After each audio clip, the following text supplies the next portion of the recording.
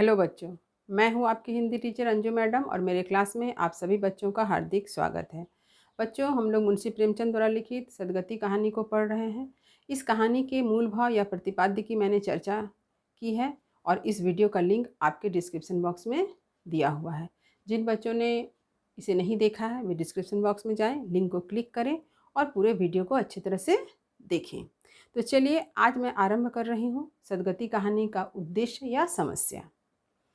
उद्देश्य और समस्या को जानना अत्यंत आवश्यक है, क्योंकि जब आप किसी प्रश्न का उत्तर लिखते हैं तो आप समस्या और कहानीकार के उद्देश्य को भी अवश्य लिखें। तो बिना देर किए आरंभ कर रही हूँ। सदगति कहानी में प्रेमचंद ने इस समस्या को प्रस्तुत किया है कि ब्राह्मणवादी व्यवस्था किस प्रकार लोगों को अपनी मानसिक गुलामी का शिकार बनाती है। मुंशी प्रेमचंद जी ने अपनी कहानी में जिस दलित वर्ग का वर्णन किया है, उसकी दयनीय, उसकी असहाय स्थिति का वर्णन किया है, इसके पीछे उनकी एक मानसिक गुलामी है। और यह गुलामी के जंजीर से बांधने वाला कौन है? यह ब्राह्मणवादी व्यवस्था। दुखी जब अपनी बेटी का सगुन विचारने का न्योता लेकर पंडित घासीराम के पास पहुंचता है तो पंडित को देखकर उसका सिर श्रद्धा से झुक जाता है। पंडित उसे दिव्य मूर्ति समान प्रतीत होता है। पंडित के आदेश को सिर आंखों पर रखकर उसके सारे कार्य को करता है, भले ही उसके प्राण ही क्यों न निकल जाए, परंतु पंडित के आदेश की वह अवहेलना नहीं करता है।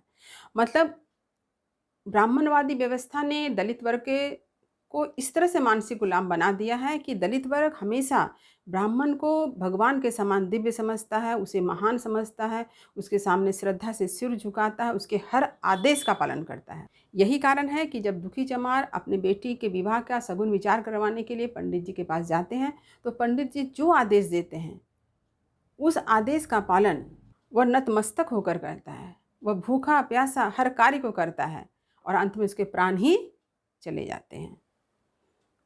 पंडित के घर घुसकर आग मांगने पर पंडिताइन चिमटे से आग फेंक कर देती है, जिससे उसका सिर जल जाता है। फिर भी उसे क्रोध नहीं आता है, बल्कि इसे अपनी गलती की सजा मानता है। अब यहाँ एक घटना देखिए। जब वह भूखा प्यासा है तो वो सोचता थोड़ा चीलम ही पी ले। चीलम के लिए आग चाहिए, तो आग लाने के लिए क्या करता है, पंडित जी के घर घुस जाता है और पंडिताइन से आग मांगता है। तो चूंकि वो चमार जाति का है, उसने ब्राह्मण के घर में कदम रखा, ब्राह्मण का घर अपवित्र हो गया, इसलिए पंडिताइन क्या करती है, चिमटे से आग को फेंक कर देती है, जिससे उसका सिर जल जाता है। इस पर भी दुखी चमार की प्रतिक्रिया क्या होती है, यह आप जब सुनेंगे तो बड़ा आश्चर्य होगा।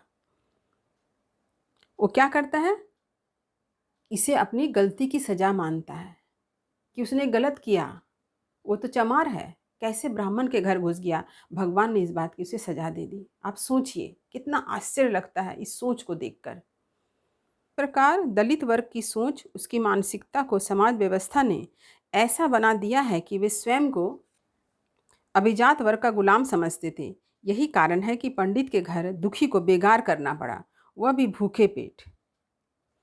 इस कहानी में हमें समाज और उसकी निर्दयता का बोध होता है। वर्ण व्यवस्था तथा अस्पृश्यता के आधार पर दुखी की बलि चढ़ जाती है।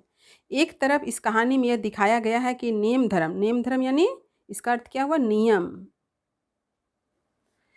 नेम का अर्थ होता है नियम से में रहने वाले ब्राह्मण चमार की खटोली पर न बैठ सकता है, ना ही सीधे भरी थाली को स्वीकार कर सकता है। देखिए, ऐसा समाज था उस समय का कि अगर कोई ब्राह्मण किसी चमार के घर पहुंचा तो उसके घर के खटोली पर भी नहीं बैठ सकता है। और सीधे से भरी थाली, देखिए इसका अर्थ आप लोग सोचेंगे सीधा क्या है। सीधा माने अर्थ होता है, सीधा माने स्ट्रेट नहीं, सीधा का अर्थ होता है जैसे हम लोग ब्राह्मण को दक्षिणा में कुछ पैसे देते हैं, 51 रुपये 101 रुपये देते ही हैं, लेकिन इसके साथ ही साथ हम लोग और क्या देते हैं, चावल, दाल, आलू, कुछ सब्जी, ये भी दिया जाता है। तो इसे जो थाली में सजा कर पेश करते, इसे कहते हैं सीधा। तो उम्मीद करती हूँ सीधा आपको समझ में आ गया होगा। तो वही कह रहे हैं कि सीधे भरी थाली को स्वीकार कर सकता है ना, यानी कि वो ब्राह्मण जो है वो चमार के घर से इस थाली को भी नहीं ले सकता है। पर वही ब्राह्मण दुखी के लाश के पैर में फंदा डालकर रस्सी को पकड़कर लाश को घसीटते हुए गांव के बाहर ले जाकर फेंक आता है। देखिए, जो ब्राह्मण चमार के घर न बैठ सकता है न उसका सीधा ले सकता है, वही ब्राह्मण क्या किया, दुखी चमार के पैर में रस्सी से फंदा बना के फंसा दिया और उसे घसीटते हुए जाके गांव से बाहर फेंक दिया। इस प्रकार यह कहानी सदगति दलित के दुर्गति का द्योतक है। साथ ही हम